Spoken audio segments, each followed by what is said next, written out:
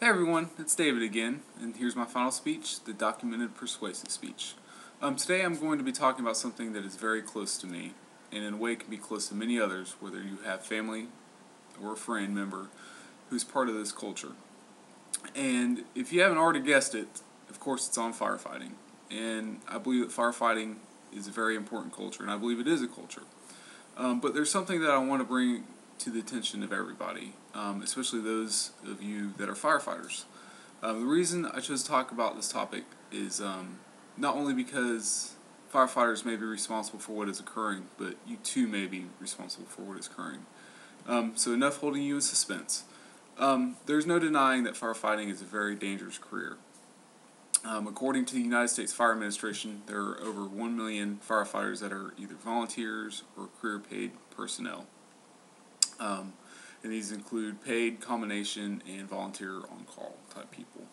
According to this number continues to grow. Ever since firefighting became a profession, these extraordinary individuals have been putting their lives on the line to do extraordinary things, saving lives, saving kids, saving animals, doing all that stuff. But over the past few decades, there's been an increase in what we call line-of-duty deaths. In recent studies and published articles, there have been three main reoccurring themes that have been happening, and those include cardiac-related incidences, vehicle accidents while returning to and from instances, and failure to follow or proper training on departmental established procedures. Now, there is no denying that the physical stress on a firefighter is immense. We go through all sorts of stuff, while dealing with temperatures that can exceed 1,000 degrees at times, or the constant physical strain that is put on the body. It is no surprise that cardiac-related deaths are the number one cause of these line-of-duty deaths. In a study conducted by Lori Moore and her colleagues entitled Reducing Firefighter Deaths and Injuries, Changes in Concept, Policy, and Practice, their research found that there was a recurring theme for firefighter fatalities. Through the years of 2000 through 2005, they combined a whole bunch of results of all the deaths that had occurred and broke them up into different categories. It was found that on average there were 100 firefighter deaths each year. The research also included that the most prominent factor to these line-of-duty deaths was contributed to the overall cardiac health of the firefighter. To further bolster this point, NIOSH, the National Institute for Occupational Safety and Health, also did a study during around the same time period. They too found that the recurring theme for most of these deaths were cardiac related.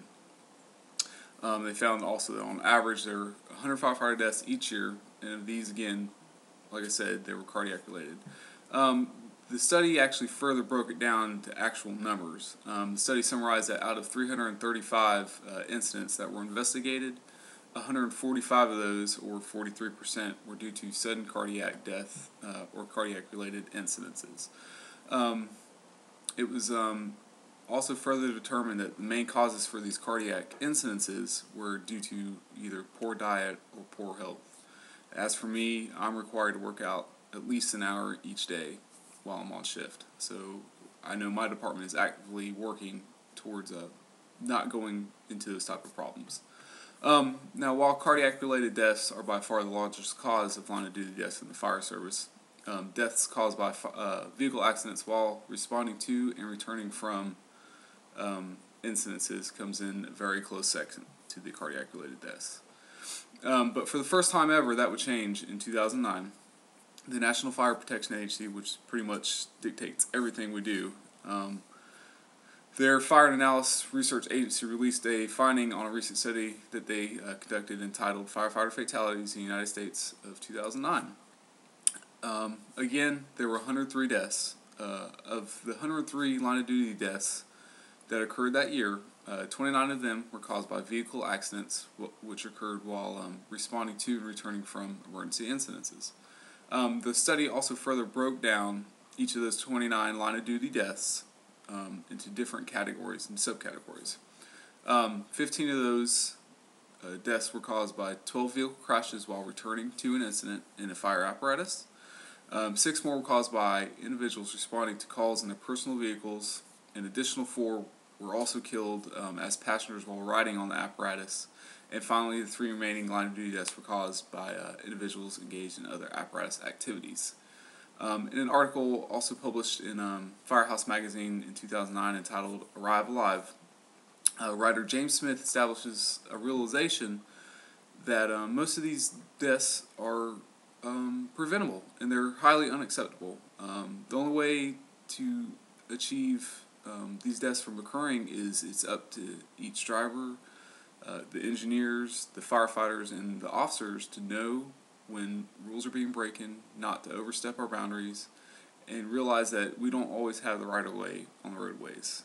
Okay, we're just asking for you to get out of the way. And finally, if cardiac-related deaths and vehicle accident deaths were not enough, there's one more that are causing these unnecessary losses, and that's the failure to follow departmental standard operating procedures or not being properly trained in them. Now, you may be asking what exactly is standard operating procedure. In short, we what's it called? We put it together, call it SOP, and in short, it's a set procedure that must be followed.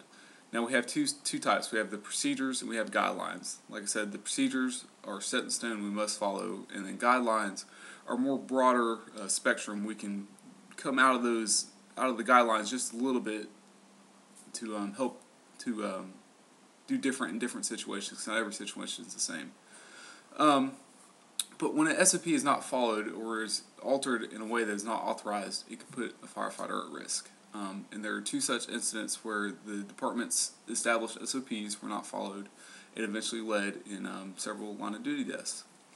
First of all, there was a fire that occurred in 2008 with the Phoenix Fire Department, and 2 firefighters were killed in action, and it was found that after all the even after all the training that all the firefighters had and all the command structure and all that, it was found that the incident commander was new and was not properly trained in their department's standard operating procedures, and he actually gave an order for a crew to go into a structure that they should not have gone into, and it resulted in the deaths of these firefighters.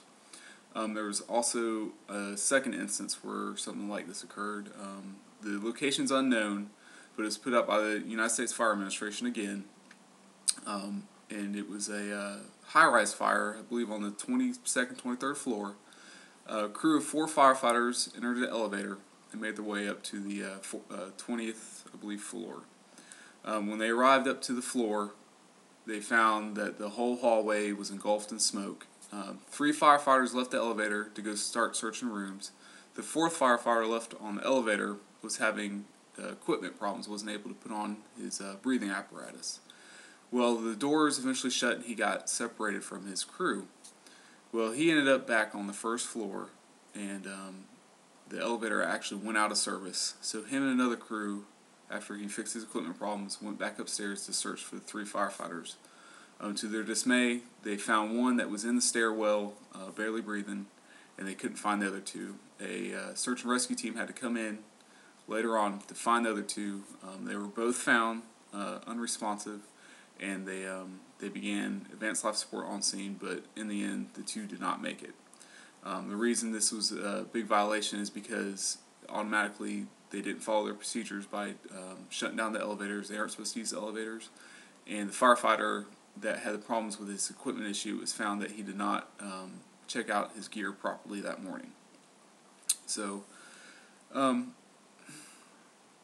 it's year after year, firefighters put their lives on the line to protect less fortunate. And while there have been major advances in the fire service to include sprinkler buildings, changes in fire code, these unacceptable losses are still happening. And there's still much more that needs to be done. There's no good justification for these unacceptable losses. There's just so much that can be done to prevent them. While these are some examples of that I've provided of incidents due to poor health and carelessness of individuals, you too can be held responsible.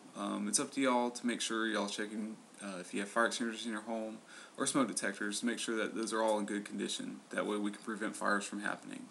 I hope I didn't scare you into thinking that you're responsible for these needless deaths. I'm just a proud member of this culture, and I don't want to see it disappear. So that's it. I hope everybody enjoyed it.